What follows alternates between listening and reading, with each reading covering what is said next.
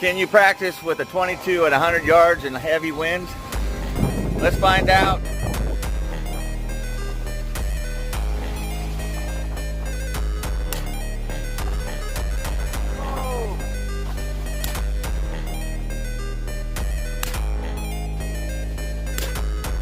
Good at 3 inches off to the left.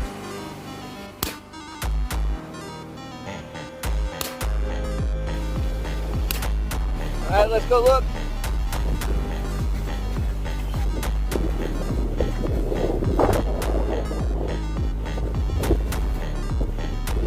Not bad for a 30-mile-an-hour crosswind.